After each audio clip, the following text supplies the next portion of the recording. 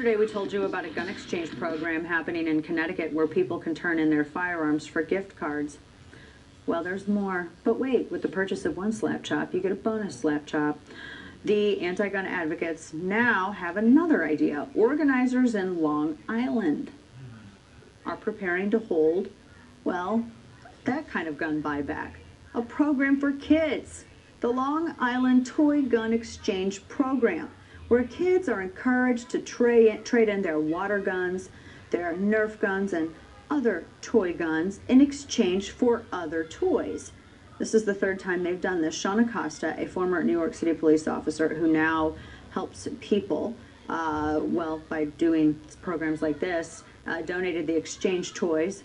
And he had this to say about the Children's Toy Gun Buyback Program, quote, "It has to start at a young age. If we can get them to say, it's not cool to carry these toy guns, then maybe when they get older, they won't ever carry a real gun," end quote. Yes, because nothing educates children that guns aren't toys like having a toy gun buyback program and giving them other toys. And I was looking at some of these other toys, and they're basketball nets and some footballs and some dolls as well. I mean, I've never thought about teaching children or instructing children about firearms by hiding education from them. I mean, we could teach children about firearms safety, you know, starting at a young age, teaching them proper handling, demystifying the firearm instead of just, you know, hiding it. You know, for instance, the NRA's Eddie Eagle gun safety program. It's a realistic approach to preventing kids from experiencing any sort of gun violence. I don't know if the organizer's true intent here is to teach kids that something that can hurt themselves or another is not cool. I mean, if a kid came with this Nerf bow and arrow set, would they be able to get a new toy? I mean, what kind of new toy would a kid get in exchange for this toy grenade set of 4, right? I mean, honestly, or how about a toy doctor set? I just think that you're sort of trivializing it by saying, oh, if you bring in this toy, then we're going to give you another toy. I mean, shouldn't educating our children about proper handling of firearms, it's not going to magically put a gun in their hand by teaching them this is what you do if you come across a firearm, this is what a firearm does, and also extolling the virtues of respect for life and telling them you can never ever, there's no backspace key on a trigger. You can't ever go back. Once done, it's done.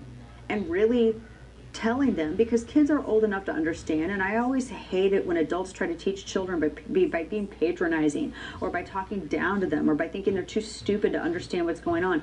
Kids understand, and they can understand the weight of an issue, like what could happen if they misuse a firearm or if they play with a firearm. And they also need to be taught to respect private property, and they also need to be taught respect for life and respect for one another and to be good stewards of their fellow man.